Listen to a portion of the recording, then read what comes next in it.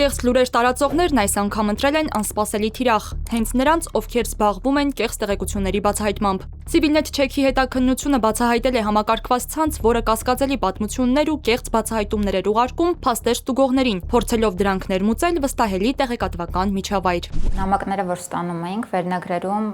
նախ անգլերենով նշված էր, որ այս լուրը կեղծ է կամ կասկածելի է, խնդրում եք ստուգել, ու նաև ուշադրություն գրավող ինչ-որ բառեր էր կիրառված, օրինակ շտապ, այս տեղեկությունը լայն տարածում ունի, խնդրում ենք ստուգեք։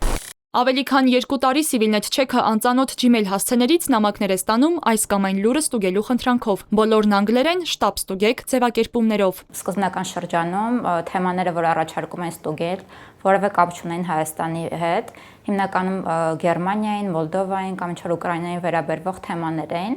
բայց արդեն դեկտեմբերից այդ նամակներում ավելի շատ սկսեցին Հայաստանի վերաբերյալ ինչ-որ թեմաներ լինել, ու քանի որ տարօրինակ էր այն ձև այն մեխանիզմները, որ ուղարկվում էին այդ նամակները, որոշեցինք հենց այդ նամակներին անդրադառնալ ու հասկանալ, թե ովքեր են այդ ճակերտավոր օգտատերերը, որոնք որ ուղարկում են մեզ այդ նամակները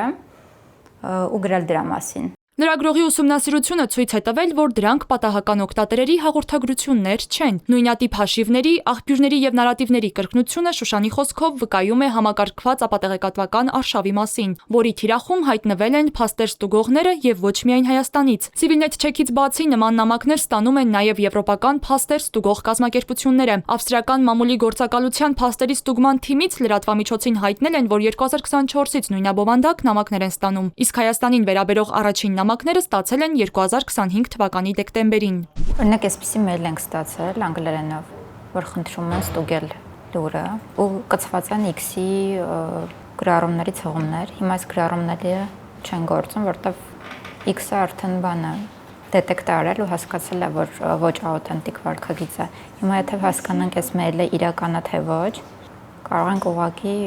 ինչ-որ գործիքներով ստուգել։ Տարբեր գործիքներով ստուգումները ցույց են տվել, որ նամակները հիմնականում ստացվել են նոր բացված էլեկտրոնային փոստերից, մեծ մասը տառերի ու թվերի տարօրինակ հաջորդականությամբ, ինչը հուշել է դրանց ավտոմատ գեներացված լինելու մասին։ Մեր մեյլերի դեպքում երևում է, որ իրոք գործող հին մեյլը ավտոմատ գեներացված չի, բայց այս մեյլերի դեպքում, որ մի քանիսն էլ ստուգենք, կտեսնենք, որ նոր մեյլեր են կամ այս պահին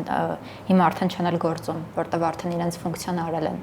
ուղարկել են կեղծ լուրը ու արդեն կարիք չկա, որ այդ մեյլերը գործեն։ Իսկ ինչ են խնդրում ստուգել այդ նամակներում։ Օրինակներից մեկում պնդում է եղել, թե ամերիկացի երգչուհի Շերը քննադատել է Նիկոլ Փաշինյանին եւ կոչ արել ԱՄՆ նախագահ Դոնալդ Թրամփին միջամտել Հայաստանի ներքաղաքական գործընթացներին։ Երբ որ նայում ենք այդ փոստը, տեսնում ենք, որ անունը Շերի SH-ով է գրած։ Օրինակ անգլիախոս օգտատերը կհասկանա, որ CH-ով է գրվում անունը, ոչ թե SH-ով։ Այս արդեն խոսում է, որ հենց անգլիախոս օգտատեր չի ուղարկողը։ Ու թեև նամակներն անգլերեն են, կրկնվող հղումները հիմնականում X-ից եւ Blue Sky-ից, դրանցում ռուսալեզու տելեգրամյան ալիքների պակաս չի եղել։ Իսկ BBC-ի, Reuters-ի, France 24-ի, Politico-ի եւ այլ հեղինակավոր մեդիաների անուններով տարածվող հրապարակումները ներկայացվում էին որպես իրական բացահայտումներ։ Մենք այստեղ խնդրել էին ստուգել լուրը։ Դուբայում անհետացել է ազգությամբ հայ, ով զբաղվում է Փաշինյանի փողերի լվացմամբ կրիպտոարժույթի միջոցով։ Ու այստեղ տեսանյութը անգլերեն է, ու նաև Politico-ի տարբերանշանն է, այսինքն որ սովորական օգտատերը նայի, տպավորություն է լինելու, թե Politico-ն է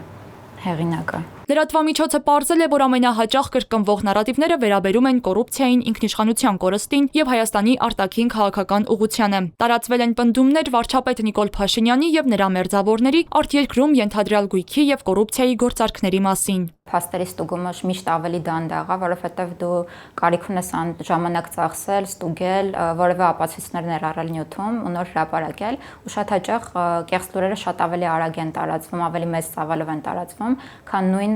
դրա